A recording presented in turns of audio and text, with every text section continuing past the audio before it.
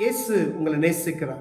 பிரியமானவர்களே, இந்த நாளில் ஆண்டவர் நம்மளோடு பேசும்படிய வேதத்திலிருந்து 2 வசனங்கள் கூட வாசித்து ஆண்டவர் நமக்கு கற்றுக் கொடுக்கக்கூடிய காரியத்தை பார்ப்போம். அது அப்போஸ்தலர் புஸ்தகம் 4வது அதிகாரம் 11வது வசனம், 12வது வசனம், 13வது வசனம் இப்படியாக சொல்லுகிறது. வீடு கட்டுகிறவர்களாகிய உங்களால் அற்பமா எண்ணப்பட்ட அவரே மூளைக்கு தலைக்கல்லாயிற்று. அவரால் அன்றி வேறொருவராலும் ரட்சிப்பு இல்லை. நாம் ரட்சிக்கப்படும்படிக்கு வானத்தின் கீழெங்கும் மனுஷர்களுக்குள்ளே அவருடைய நாமமே அல்லாமல் வேறொரு நாமம் கட்டளையிடப்படவும் இல்லை என்றார். பேதுரு பிரசங்கிக்கும் பொழுது, உங்களால் அற்பமாய் எண்ணப்பட்ட ஆண்டவராகிய இயேசு கிறிஸ்து அவரே வீடு கட்டுவர்கள் ஆகாதென்று தள்ளப்படுகிற அந்த கல்லை போல மூளைக்கு தலைக்கல்லானவர் இயேசு கிறிஸ்துவே, அவரன்றி வேறொருவராலும் ரட்சிப்பு இல்லை. நாம் ரட்சிக்கப்படும்படிக்கு வானத்தின் கீழெங்கும் மனுஷர்களுக்குள்ளே அவருடைய நாமமே அல்லாமல் வேறொரு நாமம் கட்டளையிடப்படவும் இல்லை. இந்த உலகத்துல வேறொரு நாமம் கட்டளையிடப்படவும் இல்லை. எதற்கு என்றால், ரட்சிக்கப்படுவதற்கு. ரட்சிப்பு என்பது ஒவ்வொரு மனிதனுக்குள்ளே, உலகத்தில் இருக்கிற அனைத்து மனிதனுக்கும் ரட்சிப்பு என்பது முக்கியம். இயேசுவே என்னை ரட்சிங்க அப்படின்வாங்க, கடவுளே என்னை ரட்சிங்க அப்படின்றாங்க ஒவ்வொருவரும். அந்த ரட்சிப்பு அவர் மாத்திரமே கொடுக்க முடியும். ஏன்னா பாவ மன்னிப்பின் நிச்சயத்தை கொடுக்கிறவர் அவர்தான். அப்ப இந்த பூமியில இருக்கிற எந்த ஒரு மனிதனாலும் அது கொடுக்க முடியாது. அவருடைய நாமமே அல்லாமல் வேறு ஒரு நாமம் இல்லை என்பது தெளிவாக எழுதப்பட்டு இருக்கிறது. பிரியமானவர்களே, இதை அறிந்து கொள்ள ஒவ்வொரு மனிதனும் இதை அறிந்து கொள்ள வேண்டும் என்பதற்காகவே இந்த காரியம் எழுதப்பட்டு இருக்கிறது. இது எல்லாருக்கும் சொத்து, எல்லாருக்கும் இது உயில் என்பதை நாம் மறந்து போய்விடக்கூடாது. இதை யாரெல்லாம் வாசித்து அதை சொந்தமாக்கி கொள்ளுகிறார்கள் அவர்களால் ரட்சிப்பின் அனுபவத்தை பெற்றுக்கொள்வதற்கு ஆண்டவர் கிருபையுள்ளவராயிருக்கிறார். அவர்களுக்கு சொந்தமாக்கப்படுகிற இந்த வார்த்தை, இந்த வசனங்கள், பிரியமானவர்களே, இந்த வசனத்தை சுதந்திரித்துக் கொள்ளுகிற ஒவ்வொருவர் ரட்சிக்கப்படுகிறார்கள் என்பதை நாம் மறந்து போகாதபடிக்கு எச்சரிக்கையா இருக்கும்படியா இந்த நாள் அழைக்கப்படுகிறோம்.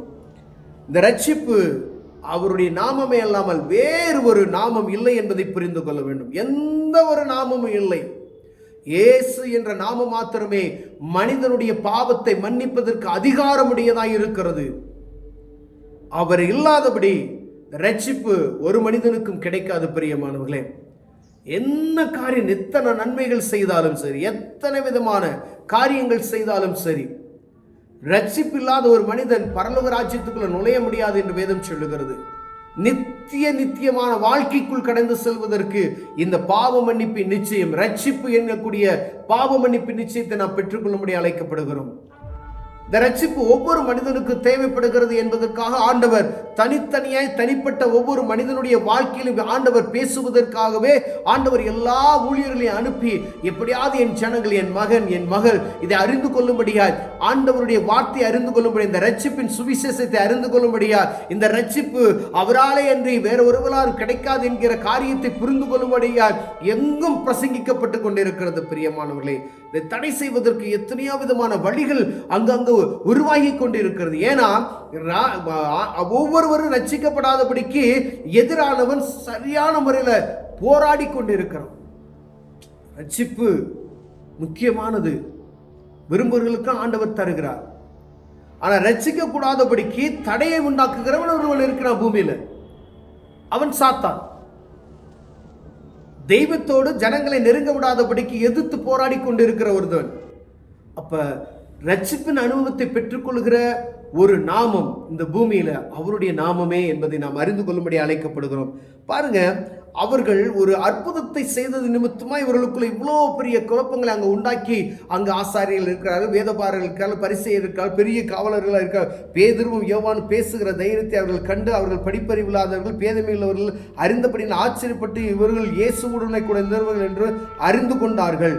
சொஸ்தமாக்கப்பட்ட மனுஷன் அவர்கள் அருகே நிற்கிறதை கண்டபடியினாலே எதிர்பேச அவர்களால் இடமில்லாது இருந்தது. அற்புதம் பெற்றுக்கொண்ட மனிதன் பக்கத்தில் இருந்ததுனால எதிர்பேசுவதற்கு அவர்களால் ஒன்றும் சொல்லப்படாது இருந்தது. நம் கண்களால் பார்க்கிறோம். வேணா இருதயத்தை முரட்டுத்தனமாய் மாற்றிக்கொண்டு அப்படிலாம் இல்லை இப்படிதான் அப்படின்னு சொல்லி முரட்டாட்டமாய் வைராக்கியமாய் பேசுகிறோம். ஒரு மனிதன் அடிமைத்தனத்திலிருந்து விடுவிக்கப்பட்டு நல்ல ஒரு காரியத்தில் மாறி ஒரு மனுஷனாய் மாறி இருக்கிறான். நல்ல மதுபானத்துக்கு அடிமைப்பட்ட ஒரு மனுஷன் அவன் ரட்சிப்பின் அனுபவத்தை பெற்றுக்கொண்டு மாறி இருக்கிறதை நாம் பார்க்கிறோம். இவன் குடிகாரன்ல, ஆனா இன்னைக்கு குடிக்காம இவன் எவ்வளவு நீட் அண்ட் குட்டா போயிட்டு இருக்கானே அப்படி நம்ம கண்கள் பார்க்கிறது. ஆனா இந்த ரட்சிப்பின் அனுபவத்தை பெற்றுக்கொள்வதற்கு ஆண்டவர் தான் உதவி செய்தார் என்று ஏற்பதற்கு நமக்கு மனமில்லாமல் இருக்கிறது. பிரியமானவர்களே, நீ எத்தனை விதமான மனிதர்களை பார்க்கலாம், எத்தனை விதமான டாக்டர்ஸ் போகலாம், எத்தனை விதமான பலவிதமான மருத்துவர்கள் இருக்கிறார்கள், பலவிதமான பிரைவேட்ல இருக்கக்கூடிய மருந்துகள் இருக்கிறது. ஒரு அடிமைத்தனத்திலிருந்து ஒரு ரட்சிப்பு ஒரு மனிதனுக்கு உண்டாகும் என்பார். இந்த இயேசு என்ற நாம மாத்திரமே அதை விடுவிக்க முடியும். பிரியமானவர்களே, இந்த அனுபவத்திற்குள் நம்மை போய் கேட்கும் பொழுது, தேவ சமூகத்தில் போய் கேட்கும் பொழுது, இந்த காரியத்திலிருந்து எனக்கு ஒரு விடுதலை, இந்த அடிமைத்தனத்திலிருந்து எனக்கு ஒரு விடுதலை, பாவ கட்டிலிருந்து எனக்கு ஒரு விடுதலை, பாவத்திலிருந்து நான் ரட்சிக்கப்படணும் ஆண்டவரே, சாபத்திலிருந்து நான் ரட்சிக்கப்படணுமே ஆண்டவரே, இந்த பூமியில இருக்கக்கூடிய எல்லா மனிதரும் ரட்சிக்கப்பட வேண்டும் என்பது ஆண்டவருடைய விருப்பம். ஒவ்வொரு மனிதனும் இந்த வார்த்தையை கேட்கும் பொழுது அந்த மனிதன் அதை பெற்றுக்கொள்கிறார் என்பதை அறிந்து கொள்ளும்படி அழைக்கப்படுகிறோம். எந்த ஒரு மனிதன் ரட்சிப்பை விசுவாசத்தோடு கேட்கும் பொழுது ஆண்டவர் அதை கொடுப்பதற்கு வல்லமையுள்ளவராய் இருக்கிறார். பிரியமானவர்களே, புரிந்து கொள்ளணும்.